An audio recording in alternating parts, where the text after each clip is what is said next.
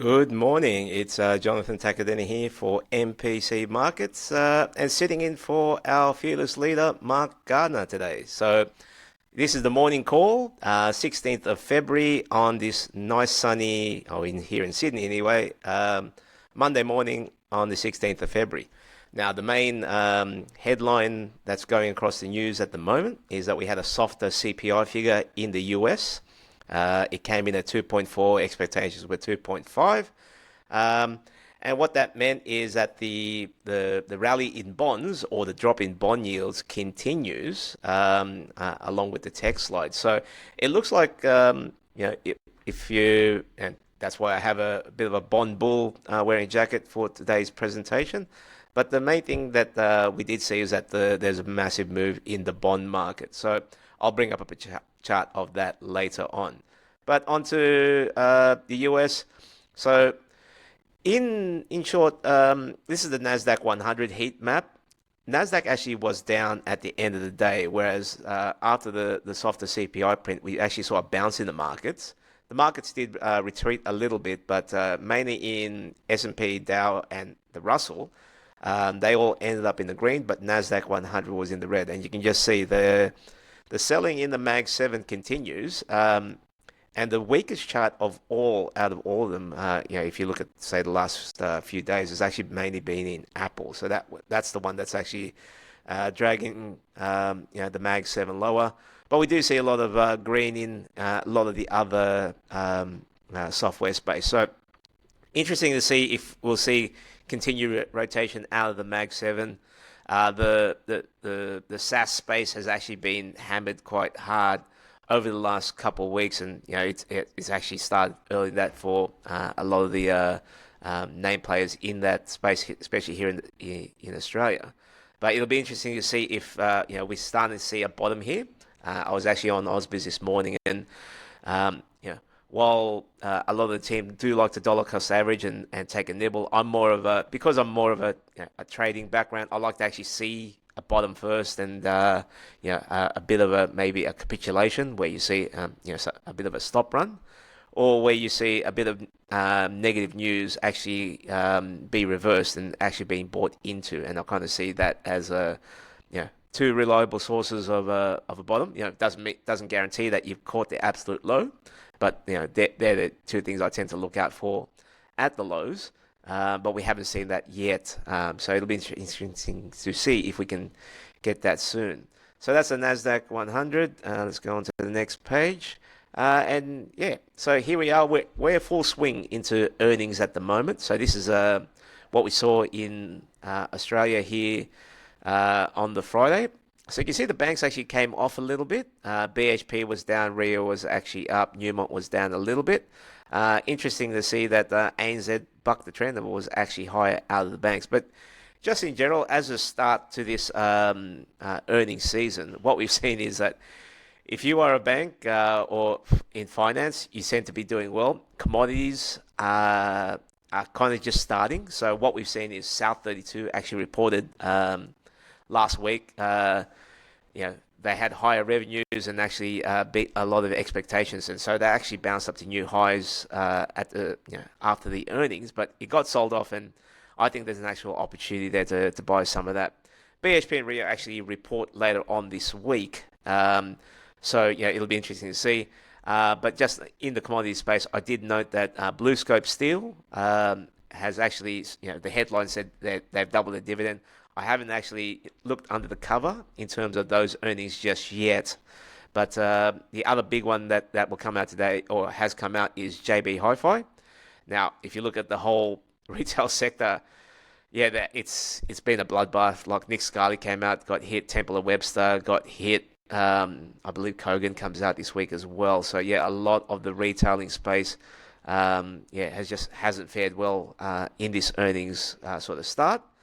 But it'll be interesting to see if JB Hi-Fi can buck the trend there. So that actually was the darling in the space in terms of retail. Well, maybe 4 months ago, but that's been sold into, and there will be a lot of bargain hunters looking for sort of some signs that is actually bottoming out. And maybe we see that today. But as I said, haven't had a chance to look at the actual numbers just yet. But that is the main one that people will be looking out for today. And so here we have the commodities for the week.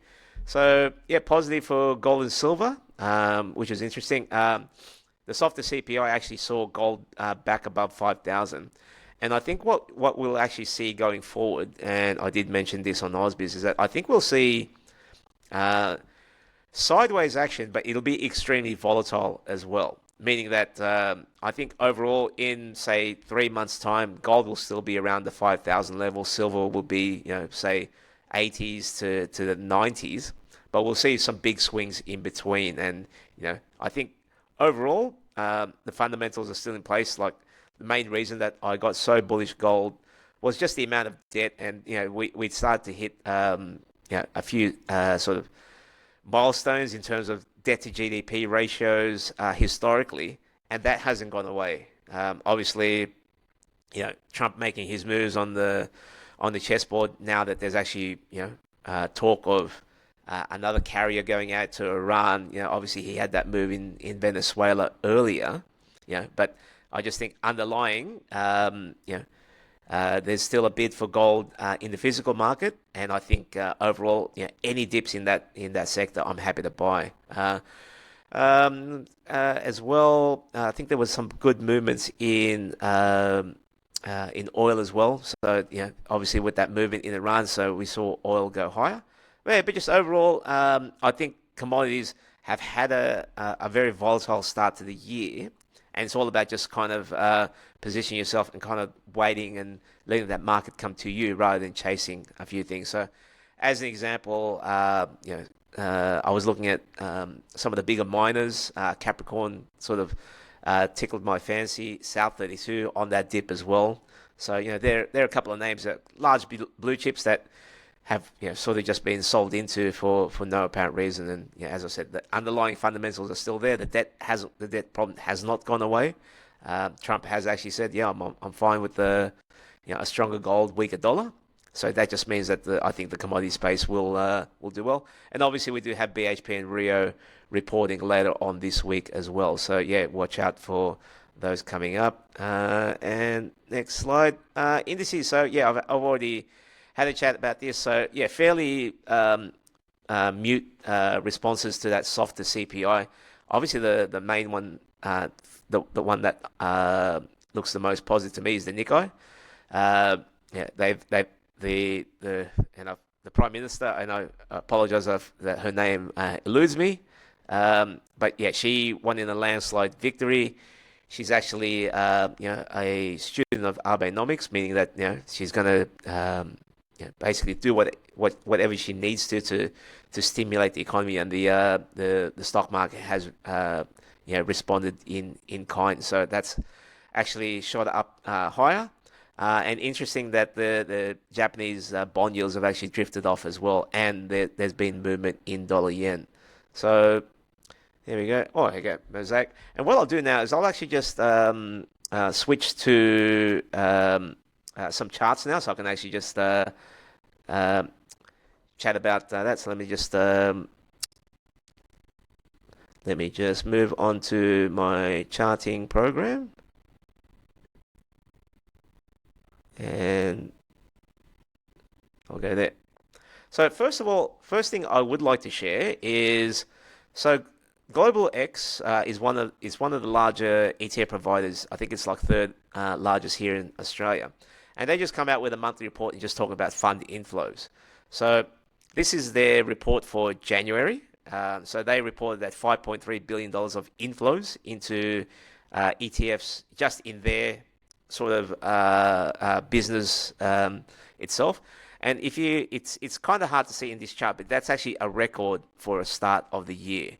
So while I actually have been negative or a little bit bearish, and mainly because of the bond market on equities, and I see the NASDAQ rolling over, it is very hard to fight that fund inflow. So we've had a record start to the year in terms of money going into ETFs.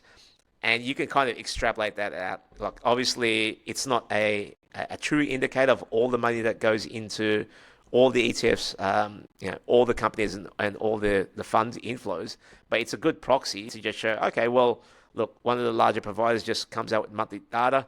We've had a record start to the year, so yeah, I just think that while I actually have been bearish, the smarter players actually just buy any dips as well. So off to a chart now. So now here is a chart itself. So this is the Japanese bond yields. But the main game to look at is actually here in the 30s. So in the long end, you can just see it's actually the 30s have actually dropped about 25 bips in the last week and a half, and the same thing in the US 10 years. So what I sort of interpret that was because there was a decent sell-off in the SaaS space and the NASDAQ looked like it was rolling over, there was actual flight to quality or flight to safety in the bond space, and obviously that meant that there was a bit of a rally in the bonds. And then now with that softer CPI, it actually just signals to the bond markets that, hey, there's a higher chance that there will actually be rate cuts in the future from the Fed. Where, the market actually hasn't priced in yet. But yeah, they're just saying, look, let's just lock in some yields at these prices, and that's why we've seen the drop here. So that's what the market's signaling at the moment. But overall, what that signals to me is that, especially here in Australia, is that I think especially the XJO hits record highs sometime this week, and I think it'll be mainly driven by good earnings from BHP and good reporting from Rio.